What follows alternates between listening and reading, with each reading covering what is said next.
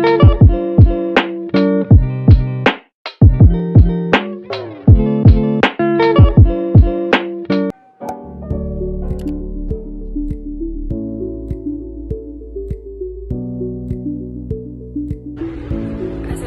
warahmatullahi wabarakatuh.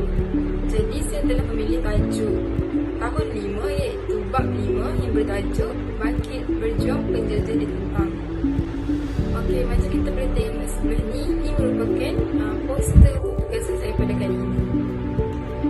Okey, macam yang kita telah lalui sepanjang perjalanan pembelajaran sejarah kita sebelum ni, subjek sejarah ni boleh dikatakan sebagai subjek yang agak bosan sebab banyak menggunakan buku teks. Jadi disebabkan guru-guru kita sebelum ni banyak menggunakan buku teks dan kita pun rasa bosan dengan penggunaan buku teks tersebut. Jadi sebagai seorang bakal guru, kita mestilah mewujudkan suatu pembelajaran yang menyeronokkan untuk subjek sejarah ni. Jadi melalui buku set yang telah saya cipta ni, pelbagai aplikasi menarik yang telah saya gunakan, contohnya seperti aplikasi Tingling untuk membuat nota, aplikasi Wakelet, aplikasi Woodwork untuk kita main game sambil kita belajar, dan banyak lagi aplikasi lain yang kita boleh akses dalam saya punya Google Site ni. Okey, selain daripada itu, saya juga menghasilkan satu Google Site yang interaktif dan juga menarik. Jadi bukti yang Google Site saya ini menarik adalah dari segi penggunaan warna yang menarik perhatian, iaitu berwarna-warni, penggunaan font yang menarik, dan juga banyak lagi yang kita boleh tengok sebentar lagi. Macam yang telah kita bincang tadi, subjek sejarah ni subjek yang bosan dan juga murid-murid ni kurang berminat dengan subjek sejarah. Selalunya kalau sebut subjek sejarah ni, semua akan buat macam subjek sejarah tak best kan. Jadi dengan adanya Google Site ni, kita akan lebih tentang murid-murid kan akan lebih bersemangat dan juga bermotivasi untuk belajar. Okay, dengan adanya Google Site ni, murid ni tidak lagi perlu stres untuk menghafal, terutamanya menghafal buku teks, mengalin ayat-ayat daripada buku teks yang macam kita sendiri nak lalui benda tu. Okay, seterusnya saya akan bincangkan mengenai objektif penghasilan Google Site saya. Okey, macam kita boleh tengok, objektif pertama adalah mengaplikasikan teknologi dan juga sumber digital untuk aktiviti PDP yang bermakna. Okey, bertepatan dengan era digital pada masa kini, murid-murid sendiri pun masing-masing dah mempunyai telefon bimbit, telefon pintar dan sebagainya. Jadi kita juga sebagai guru perlulah mengikuti arus pemodenan pada era ini. Jadi kita perlulah mengaplikasikan teknologi digital dalam aktiviti pengajaran dan pembelajaran. Contohnya macam saya hasilkan ni, kita boleh guna dalam kelas untuk quiz, untuk nota, untuk pembacaan dan lain-lain lagi. Okey, objektif yang kedua adalah memastikan pembelajaran yang dibentuk memberikan efektif dan bermanfaat kepada pihak luar, guru dan juga murid-murid. Jadi pihak luar yang saya maksudkan adalah ibu bapa sendiri. Ibu bapa boleh juga menggunakan Google Site ini untuk bantu anak-anak dalam pembelajaran. Jadi untuk ibu bapa yang tengok anak-anak dia ni kurang berkebolehan dalam subjek sejarah, dia boleh mengaplikasikan Google Site saya ini untuk tingkatkan kebolehan anak-anak dengan cuba menjawab quiz, menulis nota melalui aplikasi-aplikasi digital yang telah saya aplikasikan dalam Google Site. Okey, bagi pihak guru pula, guru boleh menggunakan Google Site ini dengan memancarkan LCD dalam kelas. Jadi murid-murid ini pun boleh bersama-sama menjawab quiz dan saling membantu antara satu sama lain. Jadi manfaat untuk murid itu kita pun boleh tengok kan, murid-murid ini boleh main game, boleh jawab quiz. Jadi murid-murid pun akan rasa seronok untuk belajar sejarah dan rasa lebih bersemangat dan tidak bosan. Objektif yang ketiga adalah memastikan sesuatu interaksi dalam proses pembelajaran digital adalah lebih menarik. Jadi maksudnya kat sini, sebagai seorang guru, kita kena pastikan apabila kita nak aplikasikan digital tu dalam proses PDP, kita kena pastikan lah proses PDP ni lebih menarik daripada proses PDP yang kita guna sebelum ni, iaitu secara tradisional tanpa bantuan alat digital. Jadi kita kena pastikan melalui alat digital ni PDP kita lebih berkesan daripada sebelum ni. Okey, seterusnya kita akan bincang pula mengenai pernyataan masalah. Okey, macam yang kita pernah lalui sebelum ni, pembelajaran sejarah ataupun pembelajaran subjek-subjek lain juga diajar melalui kaedah pembelajaran secara tradisional, iaitu tanpa bantuan sebarang alat. Jadi kita hanya berpandukan kepada buku teks sahaja, dan kebanyakan guru-guru pada zaman tersebut hanya suruh murid untuk membaca buku teks, menyalin ayat-ayat daripada buku teks dan sebagainya. Jadi bila kita hanya baca, hanya tulis, tapi kita tak tahu apa maksudnya, pembelajaran itu akan menjadi bosan, menjadi murid-murid pun tak bersemangat untuk belajar. Okey, masalah kedua yang saya kena pasti adalah setiap murid ini mempunyai tahap pembelajaran yang berbeza. Maksudnya setiap murid ini mempunyai tahap kebolehan yang berbeza-beza. Ada murid yang cepat faham, ada murid yang lambat faham. Bagi murid-murid yang lambat faham ni, dia memerlukan latihan yang banyak baru dia boleh faham satu topik tersebut. Ada juga murid yang dia perlu tengok video, ada murid yang perlu dengar audio untuk dia lebih faham satu subjek. Jadi kat sinilah kita memerlukan teknologi digital dalam proses PDP. Okey, apa yang saya dapat ataupun hasil dapatan daripada penghasilan Google Site ni, saya dapati murid-murid ni lebih bermotivasi untuk terus mengikuti proses PDP. Walaupun subjek sejarah ini membosankan, terutamanya topik 5 ni, iaitu topik berkaitan pahlawan tempatan yang merangkumi 10 orang pahlawan.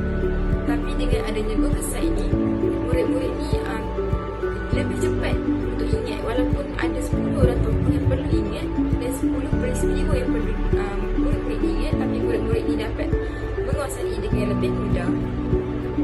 Okey, hasil dapatan yang kedua adalah konsep yang disampaikan daripada guru kepada murid mudah untuk murid ni terima, dan juga apa yang disampaikan itu adalah jelas. Okey, maksud jelas kat sini adalah disebabkan murid-murid ni dapat tengok sendiri apa yang berlaku melalui video. Murid-murid ni dapat dengar melalui video tersebut apa yang video tersebut memperkatakan, dan juga murid-murid ni sendiri boleh membaca apa yang ditulis daripada nota-nota yang telah disediakan. Jadi daripada murid-murid yang pelbagai tahap kebolehan ni, semua murid boleh faham topik yang hendak disampaikan. Okey, hasil dapatan yang ketiga adalah proses pengajaran guru lebih teratur dan juga sistematik.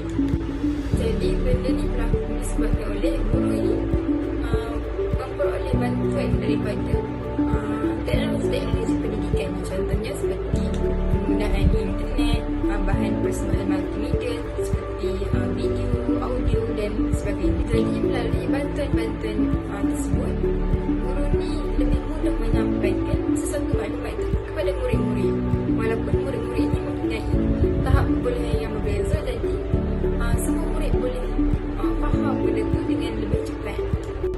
Jadi setiap apa yang kita hasilkan mestilah ada kelebihan, kan? Jadi seterusnya kita akan bincangkan mengenai kelebihan Google Site yang telah saya hasilkan. Kelebihan pertama yang telah saya sangat pasti adalah Google Site ini merangkumi keseluruhan topik 5, iaitu topik bangkit berjuang penjajah di Vietnam.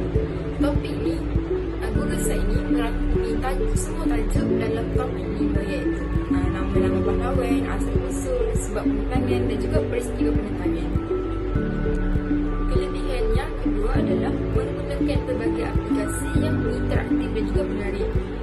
Jadi saya menggunakan pelbagai aplikasi yang jarang digunakan oleh para pelajar, contohnya macam ThinkLink, Wakelet, Jamboard, Quizzes dan sebagainya, banyak lagi yang sangat menarik untuk murid-murid menggunakan bagi menguatkan lagi ingatan berkaitan topik ini. Kelebihan yang ketiga pula adalah Google Site saya mudah diakses. Jadi saya pasti melalui Google Form yang telah saya hasilkan, dan juga melalui Google Form pun saya telah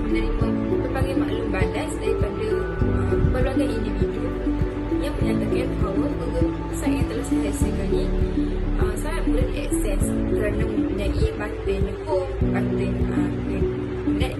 next page dan sebagainya. Kelebihan yang ketiga adalah Google Site saya ini mampu menguatkan memori murid-murid kerana dalam Google Site ini mempunyai pelbagai bahan multimedia yang menarik. Contohnya ada video, ada quiz, ada game dan pelbagai lagi. Kelebihan seterusnya adalah meningkatkan fokus. Kalau sebelum ini melalui pembelajaran secara tradisional, murid-murid ini tak fokus pada dalam kelas. Ada setengah murid je yang berminat dalam subjek sejarah ni yang fokus dalam kelas. Tapi murid-murid yang tahap boleh ada kurang sikit, dia akan rasa macam bosannya kelas ni. Jadi dia akan fokus ke arah yang lain. Okay, kelebihan yang terakhir adalah memperoleh maklumat segera. Jadi apa yang saya maksudkan kat sini adalah bila murid-murid ini menggunakan aplikasi quizzes, aplikasi word melalui game yang saya hasilkan tu, bila murid ini tak berjaya mendapat jawapan yang betul, tapi murid masih tahu apa jawapan yang betul melalui aplikasi-aplikasi tersebut. Jadi bila murid ini menjawab banyak kali, lama-lama dia akan betul semua dan juga lama-lama dia akan boleh ingat apa yang dijawab tadi dan juga apa yang soalan tu tanyakan kepada dia. Okey, ini merupakan aplikasi-aplikasi yang saya gunakan dalam Google Site ini. Jadi yang pertama adalah YouTube.